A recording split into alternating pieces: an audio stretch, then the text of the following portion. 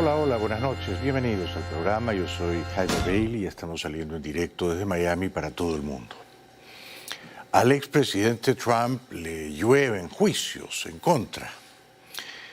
Uno de ellos es por presunto fraude tributario, por haber hecho trampa históricamente en el pago de sus impuestos. Lo han investigado muy celosamente desde 2011 hasta la fecha, más de 10 años por consiguiente, y hoy volvió a rendir testimonio ante una justicia que desconfía de él. Trump estaba, por supuesto, con gesto adusto, con un cierto rictus torcido, y dijo que se trataba de la cacería de brujas más sañuda, más cruel, más viciosa en la historia de este país, que nunca un político en este país fue tan vilmente perseguido como él. Greatest witch hunt in the history of our country. There has never been another president or perhaps even another politician who has been persecuted, harassed, and in every other way unfairly treated like President Donald J. Trump. What Letitia James has tried to do the last number of years is a disgrace to the legal system, an affront to the New York State taxpayers, and a violation of the solemn rights and protections afforded by the United States Constitution. Entonces, el señor Trump, como habrán atestiguado, acusó a la fiscal general de Nueva York, la señora James, de ser una desgracia en el sistema legal y de odiarlo a él. Trump cree que la fiscal lo odia y que por eso avanza las investigaciones. Mi impresión es que, efectivamente, estos años en que ha sido investigado, desde 2011 hasta la fecha, la organización Trump, tal como lo ha confesado su propio jefe de operaciones financieras, el señor Weisselberg, que ahora está preso, sí hizo trampa una y otra vez, repetidamente, para no pagar los impuestos que debía pagar. Por eso Trump se amparó en la quinta enmienda de la Constitución. La quinta enmienda básicamente protege al acusado de un delito de autoincriminarse, de decir cosas que le perjudiquen. Por eso Trump una y otra vez declinó contestar las preguntas de la justicia. So, Mr. Trump, I take it you are not going to answer any questions about your preparation today with your counsel. Is that correct? Then, should I say this, or should I respond to that? Just read that. For all of the reasons provided in my answer, which is incorporated herein in its entirety, I decline to answer the question. No responde con franqueza, de un modo espontáneo, porque no se atreve. Y no se atreve porque sabe que si respondiera con franqueza, de un modo espontáneo, tendría que decir la verdad. Y la verdad es que él, sus hijos y sus abogados y contadores, todos hicieron trampa deliberadamente para no pagar los impuestos que debían pagar. Esta es la verdad. Y es muy probable que la justicia lo encuentre culpable de fraude tributario. No por eso irá una sola hora a la cárcel. No irá Trump ni sus hijos a la cárcel. Pero sí les pondrían una multa bastante abultada, una multa de millones o quizá de billones, y les retirarían la licencia por lo menos para seguir haciendo negocios en el estado de Nueva York.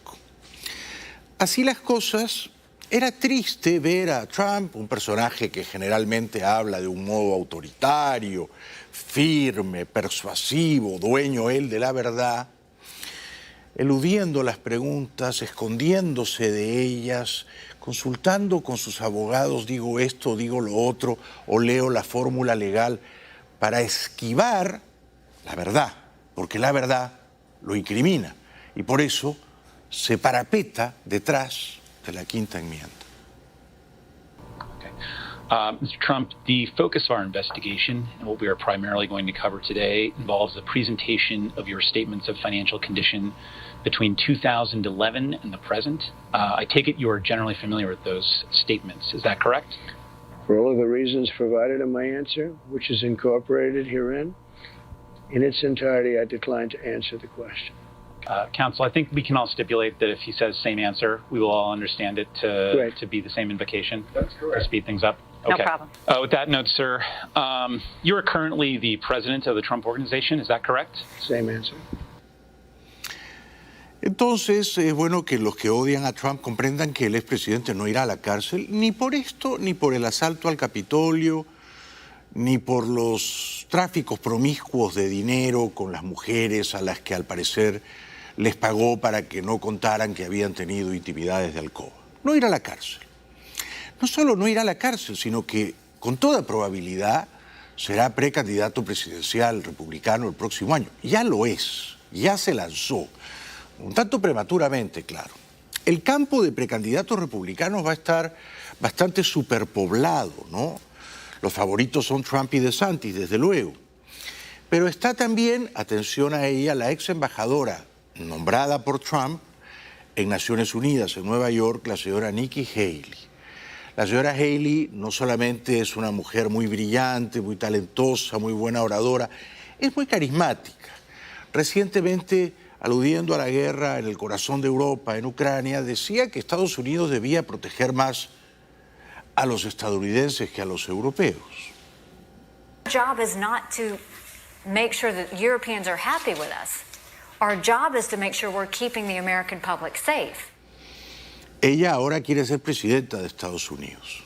Tendrá que correr contra Trump, que era su jefe, contra DeSantis, que entiendo que es su amigo, y contra los demás, entre ellos el senador tejano Ted Cruz, el ex secretario de Estado Mike Pompeo y otros. La señora, cuando era embajadora en Naciones Unidas, tenía una actitud muy firme frente a las dictaduras, hizo un muy buen trabajo, a pesar de que en Naciones Unidas realmente nunca pasa nada importante, ¿no? Se pronuncian discursos, pero en general es una organización bastante inútil en términos de política real, ¿no? Y una organización, si me apuran, que muy a menudo termina apañando, prohijando a las dictaduras, ¿no? Y apurándose, claro, en condenar a Estados Unidos, a Israel, ¿no?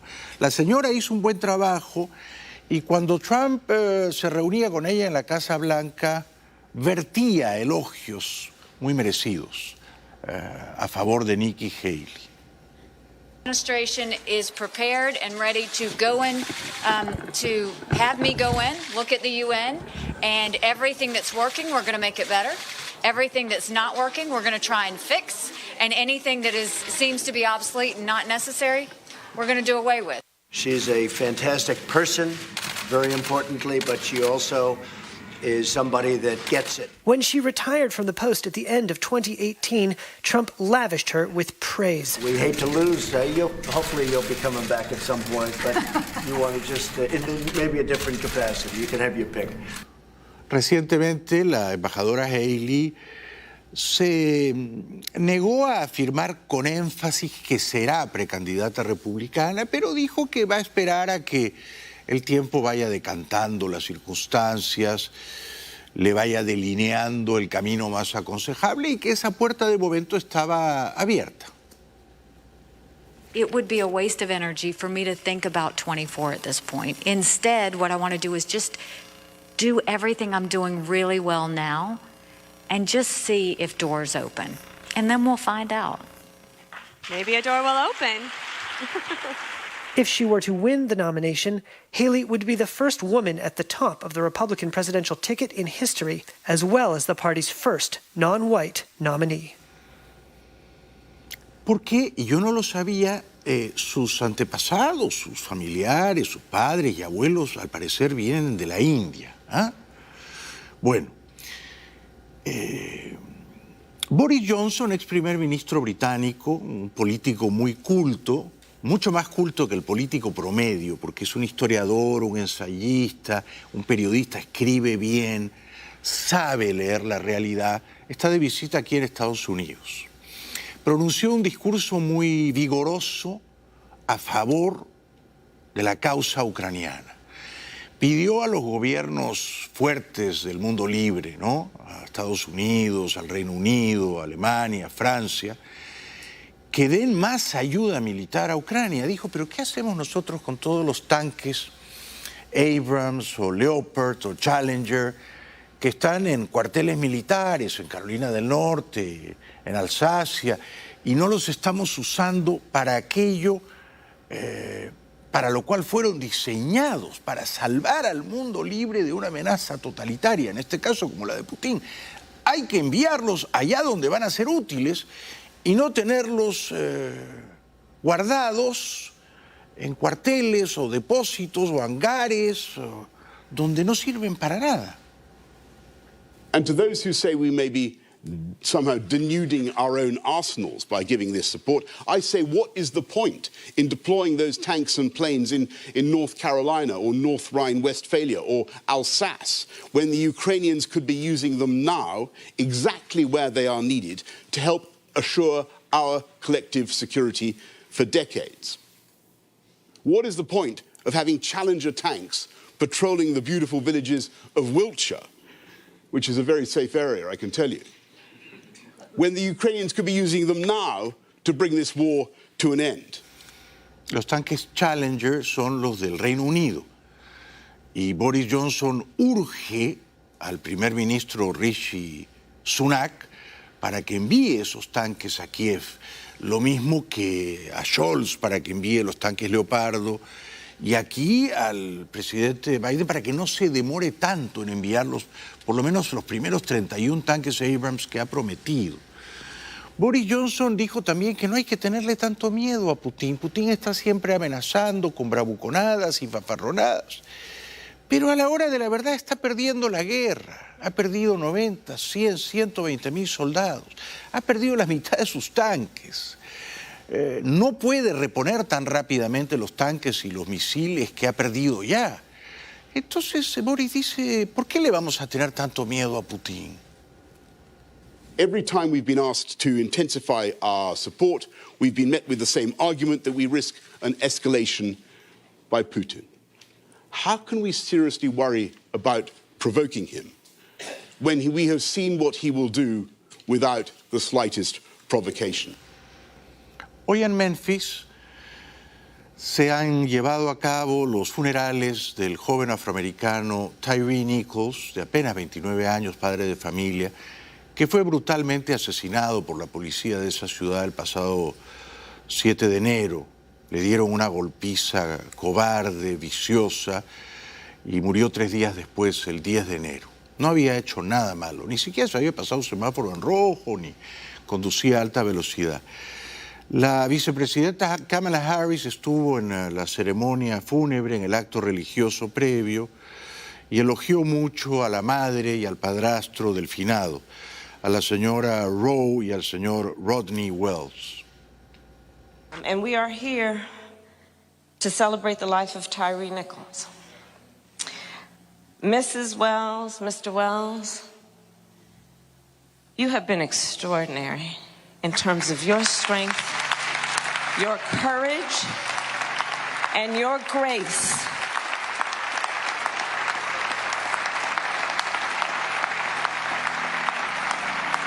And we mourn with you. La vicepresidenta dijo también, y tiene toda la razón, que el joven Tyre Nichols no representaba ninguna amenaza a nadie, a la seguridad pública ni a la seguridad privada, de nadie. Y que si la policía de Memphis hubiera custodiado la seguridad pública de los ciudadanos de esa ciudad, no lo habría matado. El joven estaría vivo. And with this I will say, this violent act was not in pursuit of public safety. It was not in the interest of keeping the public safe, because one must ask, was not it in the interest of keeping the public safe that Tyre Nichols would be with us here today?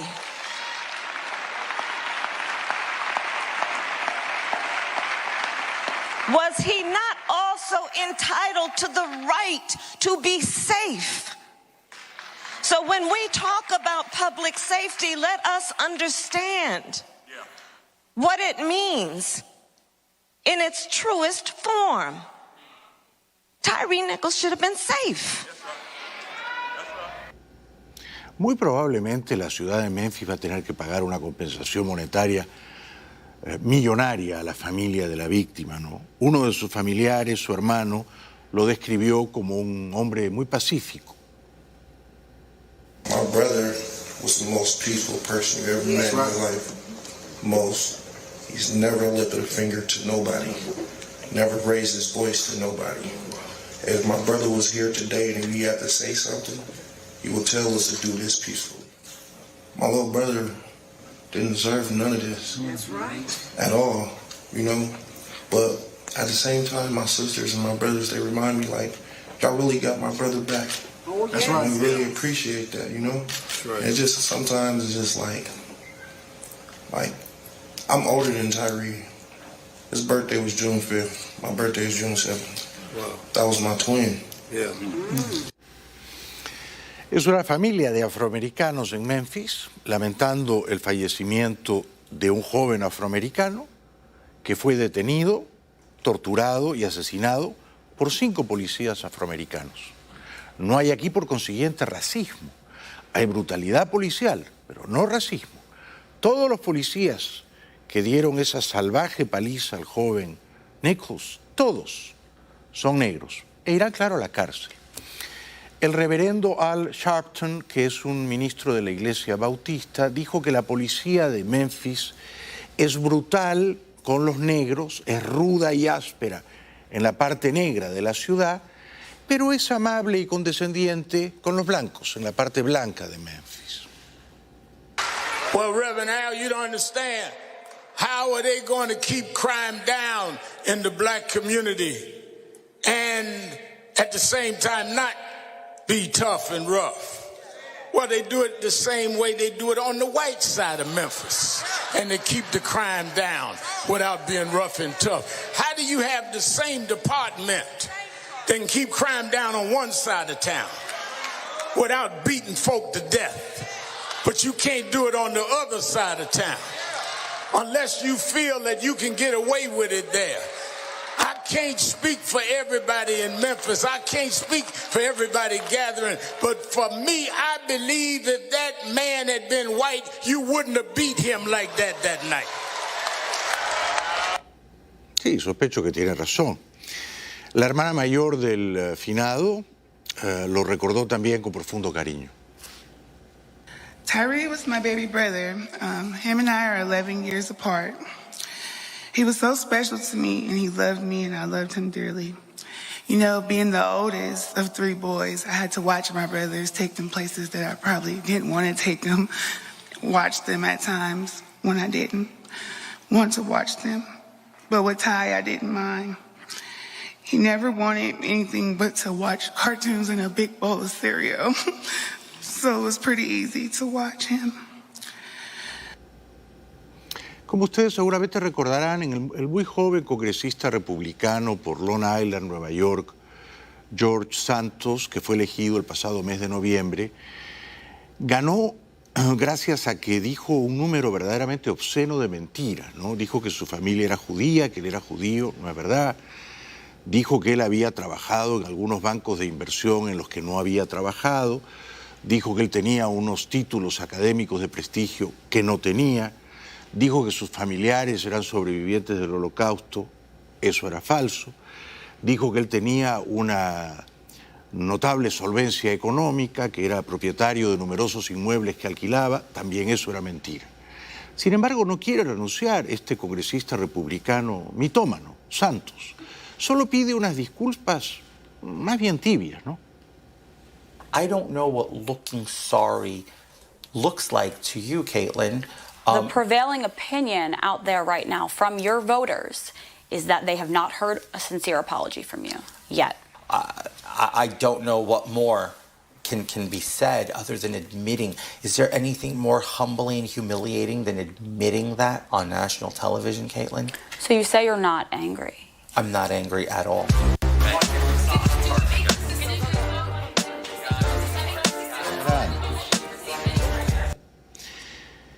Bueno, tendría que renunciar él, ¿no?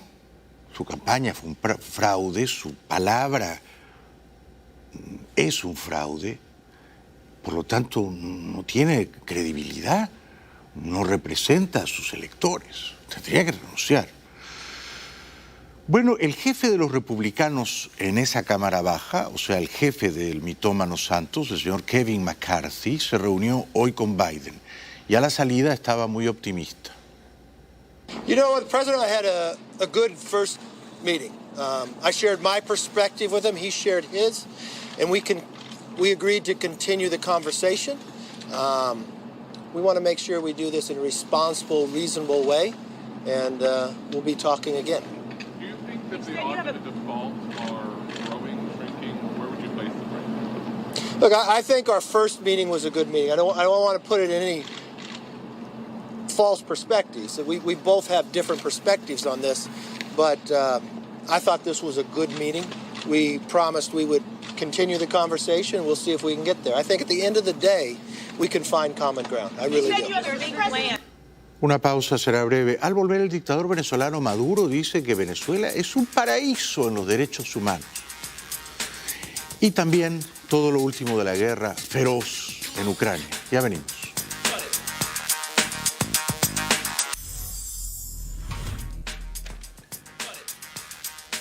Bienvenidos de vuelta al programa. En Colombia hay un gobierno de izquierda, marcadamente de izquierda, el señor Petro, que últimamente me ha decepcionado muchísimo porque ha salido a defender al expresidente peruano, el golpista, chavista Pedro Castillo, y a exigir que la justicia peruana lo ponga en libertad, cuando el señor Castillo dio un golpe de Estado en público, televisado, en cadena nacional, como si un golpe de Estado fuese para el señor Petro un asunto baladí, de menor importancia, que no justificase la prisión preventiva bajo riesgo de fuga del señor Castillo, que tan pronto fracasó su golpe de Estado chavista, emprendió las de Villadiego tratando de fugar a México.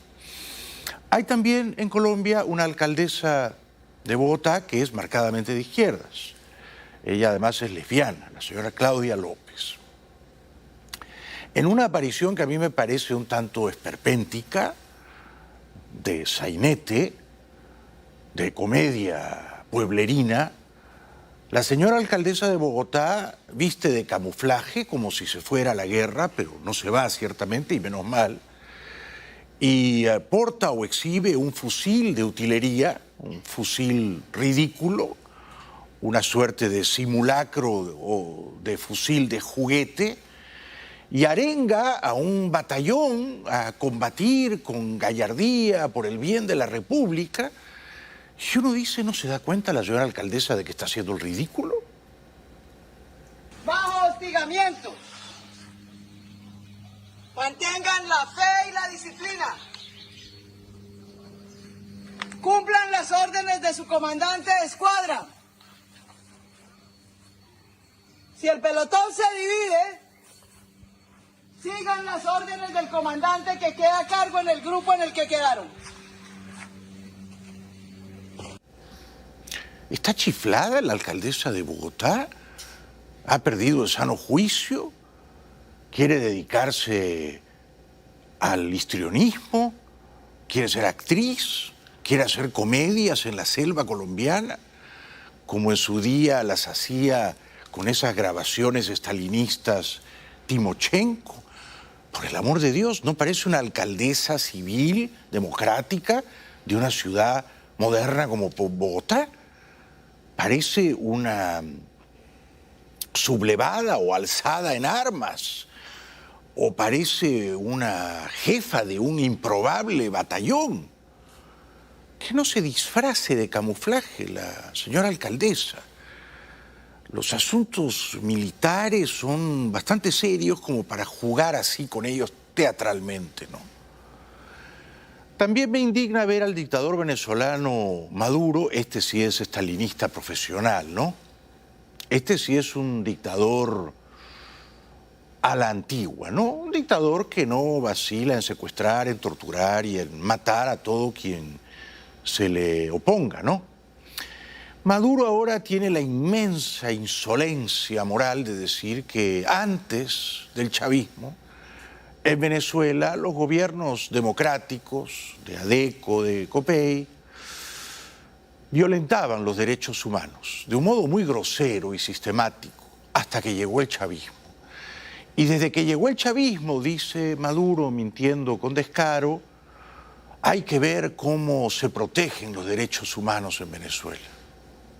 Yo le insistía que Venezuela pasó de un Estado que tenía como política de Estado la violación continua de los derechos humanos a un Estado en construcción que tiene política como política de Estado, la justicia, el respeto a la supremacía de la Constitución y de los derechos del pueblo, el respeto a los derechos humanos. Vamos a la guerra en Ucrania. Este reportaje muy fascinante de la televisión europea nos cuenta que antes de la guerra en Ucrania, que comenzó hace casi un año, el 24 de febrero del año pasado, se consideraba que Rusia era el segundo ejército más poderoso del mundo, después, claro, de Estados Unidos. Ahora la percepción ha cambiado de un modo radical. Ahora se comprende que Rusia tiene un ejército tercermundista y muy diezmado por la guerra. Desde el fin de la Segunda Guerra Mundial, Rusia ha sido considerado como el segundo ejército mundial más potente después de Estados Unidos. Antes de la invasión de Ucrania, Rusia contaba con casi 1 millón de soldados, 1.500 aviones de combate, 7.600 piezas de artillería y la mayor fuerza de tanques del mundo con 12.400 unidades. Rusia era una fuerza formidable, al menos sobre el papel. Pero tras la fallida toma de Kiev en las primeras semanas de la guerra, muchos analistas dudan de su capacidad real. Con el tiempo, el presidente Putin y Rusia se darán cuenta del alcance de su error estratégico. Los analistas militares de Washington, de Londres, de Berlín, de París, calculan que Rusia en la guerra en Ucrania ha perdido cerca de 100 de aviones y ha perdido cerca de 2.000 tanques y podría haber perdido, según los cálculos más avesados, la mitad de sus mejores tanques de combate. Fuera de Moscú, poco se sabe del tamaño actual del arsenal ruso. Sin embargo, periodistas de investigación han podido catalogar lo que ha desplegado en el campo de batalla. Investigadores holandeses del fabricante Oryx afirman que Rusia ha perdido al menos 69 aviones, 560 piezas de artillería y 1.600 tanques. El ejército estadounidense va más allá y estima que Rusia puede haber perdido hasta la mitad de sus tanques. La mitad de sus tanques. Y pronto Ucrania va a tener tanques de Estados Unidos, los Abrams, tanques de Alemania, los Leopard 2, tanques de UK, del Reino Unido, los Challenger. Y esos tanques van a ser cruciales para ver quién gana la batalla en el Donbass. Y como Rusia se está quedando sin tanques, va a tener que usar sus tanques más vetustos, más anacrónicos, el T-62, que es una reliquia. Analistas señalan que el uso del tanque T-62 por parte de Rusia es prueba de que sus equipos se encuentran en una situación precaria. El T-62 es una reliquia de cuando se construyó el muro de Berlín. El gobierno de Ucrania también asegura que Moscú se quedará sin misiles de largo alcance debido a que las fábricas rusas no pueden reponer las existencias. Pero sus estimaciones de noviembre fueron demasiado optimistas, pues poco después Rusia intensificó su campaña de bombardeos de largo alcance. Como se queda sin tanques y sin misiles, el dictador maléfico ruso Putin, que es un dictador reptil de sangre helada, visita las fábricas de armas y las conmina a acelerar la producción. Construir una bomba lleva más tiempo que lanzarla. Pero el Kremlin afirma que las fábricas de armas trabajan a destajo para abastecer a sus fuerzas invasoras. Putin visitó recientemente una de ellas y elogió a los trabajadores. Todo esto me hace confiar en que la victoria será nuestra. Por su parte, Ucrania, con gran parte de su infraestructura destruida, cuenta con mantener el flujo de suministros de sus socios internacionales para contrarrestar el poderío militar de Rusia. En la televisión oficial amordazada rusa, donde todo es censurado por los comisarios de Putin, juegan a la guerra, hacen simulacros de guerra y claro, los tanques rusos siempre destruyen a los tanques del mundo libre.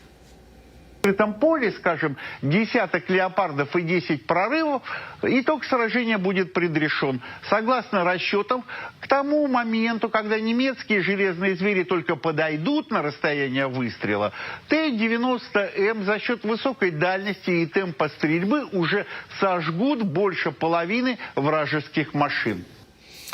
Bueno, esa es la guerra simulada virtual de los rusos en la televisión oficial, ¿no? La guerra real es bien distinta. En la guerra real, Rusia ha perdido más tanques que Ucrania, más soldados que Ucrania, más aviones que Ucrania y está perdiendo la guerra. Pero eso no lo va a mostrar la televisión oficial de Putin y en ella, por supuesto, se burlan también del tanque Abrams. Biden ha comprometido por lo menos 31 de esos tanques que en cosa de meses, van a demorarse, llegarán con suerte a Kiev. Леопард-2А6 обладает ограниченным выбором боеприпасов. Это и обычные, и подкалиберные снаряды.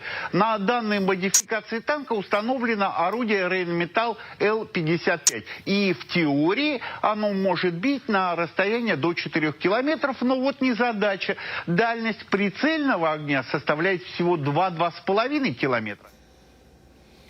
Por supuesto, ese señor es un logro amaestrado de Putin, él sabe de la guerra lo mismo que yo, ¿no es cierto? Y él repite las monsergas, las paparruchadas que alguien le escribe, ¿no? Que los tanques rusos son mucho mejores, pero no quedan muchos tanques rusos en primer lugar, y los pocos que van quedando son auténticas chatarra, y por eso tiene gracia que se burlen así de los Abrams, que son infinitamente superiores a los tanques rusos, ¿no? Основные уязвимые места Абрамса, по мнению военных экспертов. Особенно здесь стоит выделить нижнюю боковую часть. Туда, как правило, целятся гранатометчики. В корме также и боекомплект, который может сдетонировать при попадании. Слабее броня еще и сбоку, а также в зазоре между корпусом и башней. Sin embargo, y por orden expresa del maléfico dictador Putin, Rusia sigue haciendo mucho daño, sobre todo en la población civil. Porque lo que hace Rusia con Ucrania no lo hace Ucrania con Rusia. Rusia dispara misiles que no tienen precisión guiada e inteligente y que caen en edificios residenciales y matan a mujeres, ancianas y a niños. Y eso hace un daño terrible, claro, en la moral ucraniana. También dispara drones de fabricación iraní que hacen un daño no menor. Imágenes de una destrucción provocada por un dron iraní. El dron, por lo visto, impactó en el área superior de ese complejo residencial. Esos drones son muy livianitos, son muy pequeñitos, avanzan bastantes millas y es difícil derribarlos porque son tan pequeños y livianos que hay que tener una puntería endemoniada para derribarlos, ¿no? Por eso, y como veremos a continuación en el siguiente video, cuando un soldado ucraniano dispara y dispara y dispara tratando de derribar a un dron ruso de fabricación iraní, si al final consigue desactivarlo y tumbarlo, salta de euforia porque es muy difícil atinarle, darle al dron. Бачу, бачу!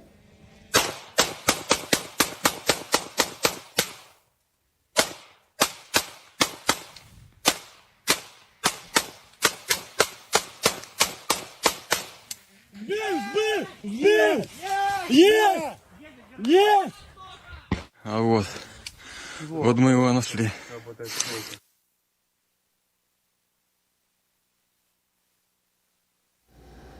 Es impresionante, ¿no? Cómo un aparato tan chiquitico puede causar tanto daño. Por eso muchos ucranianos que residen en la capital, en Kiev, temerosos de los misiles, de los drones, se refugian ahora, como al comienzo de la guerra hace casi un año, en el metro.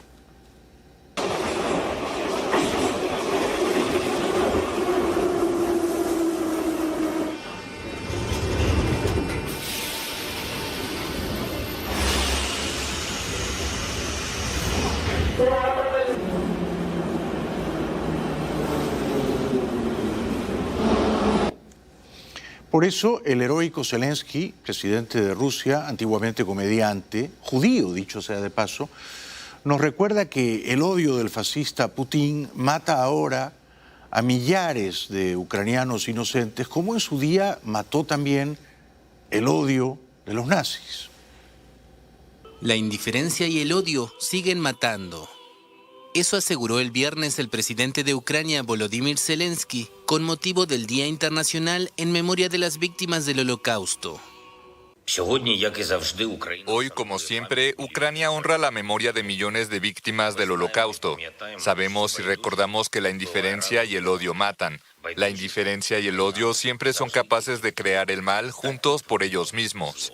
Por eso es tan importante que todos los que valoran la vida muestren determinación cuando se trata de salvar a aquellos a quienes el odio trata de destruir.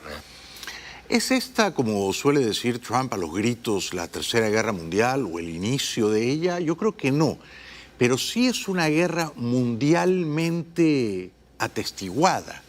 Por lo pronto, con los videos de TikTok, gracias a ellos, nos enteramos de que Rusia se dirigía a invadir a Ucrania. TikTok ya sabía que la guerra estaba cerca. Sus usuarios colgaron vídeos como estos de vehículos militares rusos acercándose a la frontera con Ucrania días antes del comienzo de la invasión. The New Yorker precisamente bautiza la guerra de Ucrania como la primera guerra de TikTok. Y creo que eso sí que fue espontáneo, inesperado, ese cambio de registro propio de la red social. Pasó de ser la favorita de los adolescentes a la voz de los ucranianos. Da recursos a la expresión de quienes viven el conflicto en primera persona y normalmente no tienen un espacio para hacer oír su voz. Además, y esto es sorprendente, a veces muestra a los soldados distendidos, cantando y bailando. Los vídeos que muestran la parte más dura de vivir el conflicto se alternan sin pudor con otros en los que se ve a soldados bailando, por ejemplo. Por un lado, sensibiliza a la opinión pública, pero por otro, hacer de la guerra algo atractivo tiene el riesgo de que se frivolice. El mensaje cala inmediatamente, sin reflexionar sobre si es real o no. Por tanto, es una buena herramienta de propaganda y podría estar sometida a cierto control. Aquello que podría dañar la percepción de la resistencia ucraniana muchas veces no aparece. Nos vamos a tener que acostumbrar a mirar al mundo así. Una pausa será breve. Al volver, todo lo último de la grave crisis en el Perú.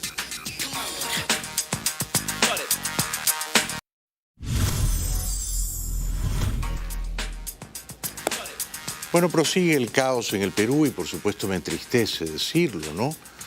La presidenta constitucional, la señora Boluarte, que era la vicepresidenta del golpista Castillo, está haciendo todo cuanto puede para adelantar todavía más las elecciones. Pues las elecciones debían celebrarse en 2026. De momento se han adelantado hasta abril del próximo año.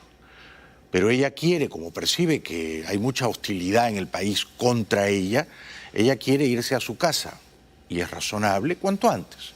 Entonces ella quiere que se celebre en este año 2023 alrededor de octubre, para que el 1 de enero tome juramento el nuevo presidente. Pero los congresistas no le aprueban ese nuevo adelanto de elecciones. Elecciones en diciembre de 2023. Esa fue la propuesta presentada el viernes por la presidenta Dina Boluarte al Congreso peruano, como salida a la grave crisis que vive el país. Lo pusimos a consideración de los ministros, ese proyecto de ley para adelantar, igual en el término técnico electoral, a diciembre del 2023. ¿Por qué no quieren los congresistas adelantar las elecciones todavía más? Porque, claro, ellos fueron elegidos por 5 años.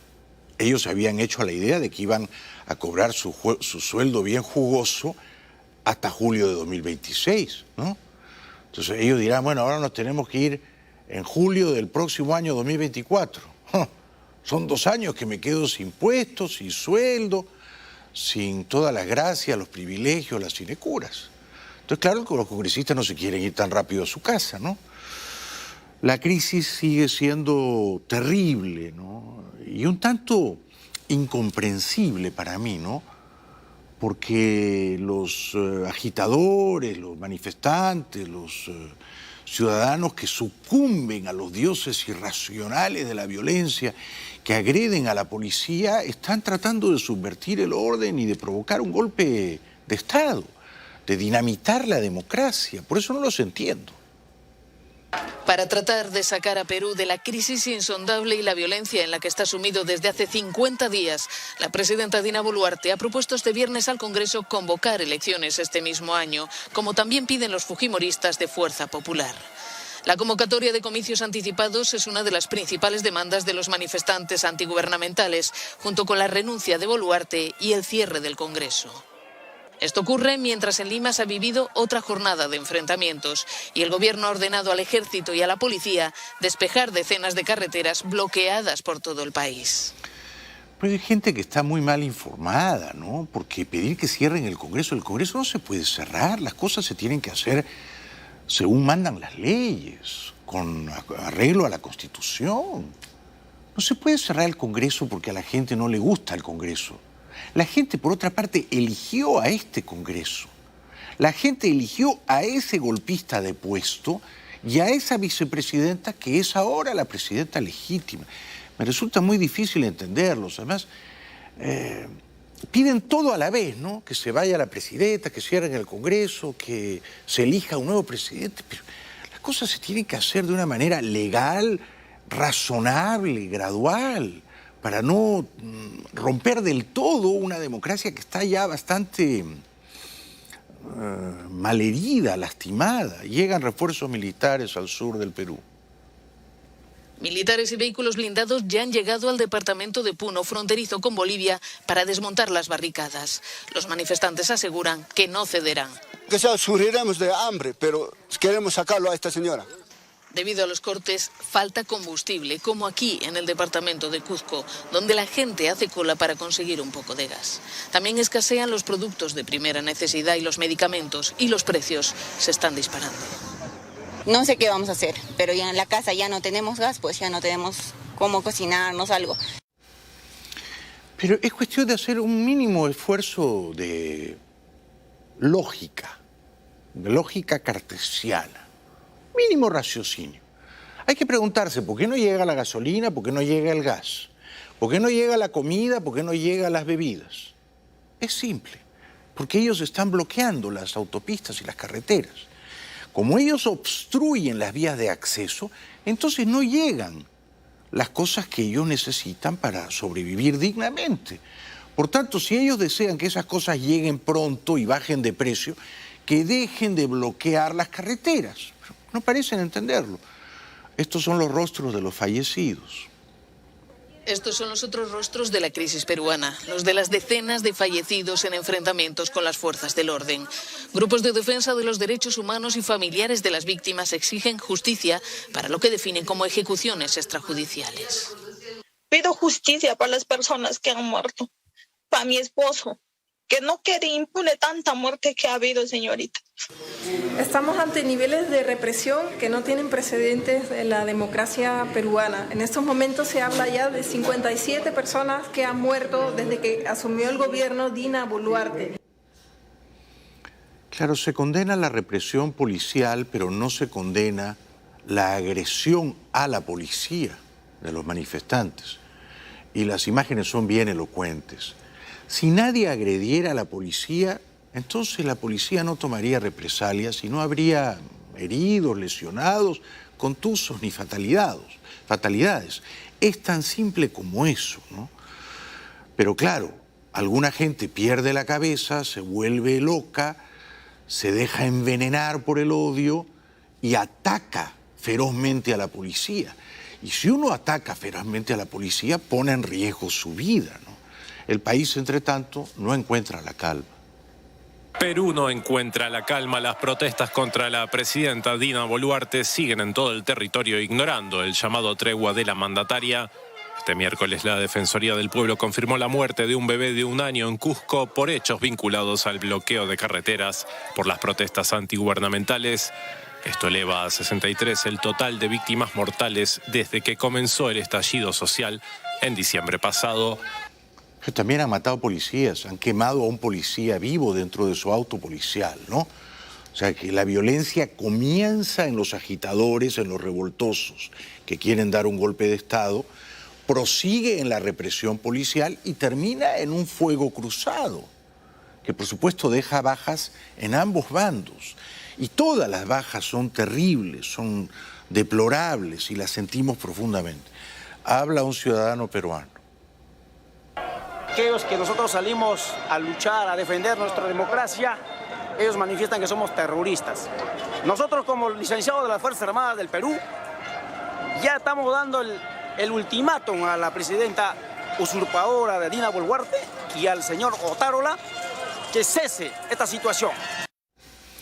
Parece confundido el señor, ¿no? Porque dice, yo defiendo la democracia, fui militar, por tanto exijo la dimisión de la usurpadora. No es usurpadora, no, la nombró el Congreso. Y si exige la dimisión de la presidenta democrática constitucional, entonces no está defendiendo la democracia. Es así de simple. Ya regresamos.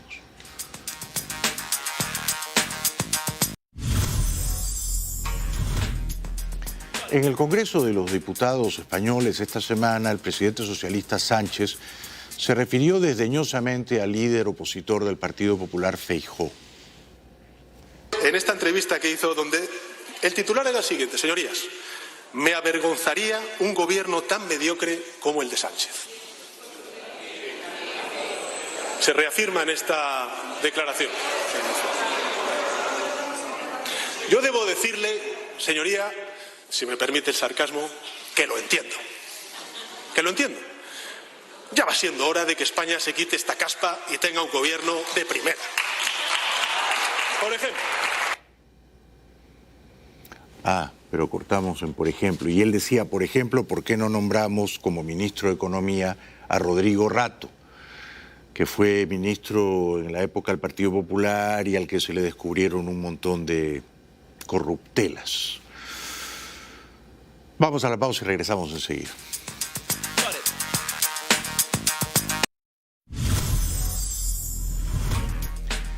Para terminar, les recuerdo, y perdonen la inmodestia, que en marzo, ya estamos en febrero, en pocas semanas va a salir mi más reciente novela. Se titula Los Genios y recrea los años en que los genios, García Márquez y Vargas Llosa, fueron amigos, y recrea las circunstancias que los enemistaron para siempre con el puñetazo de Vargas Llosa a Gabo. Ya sale pronto.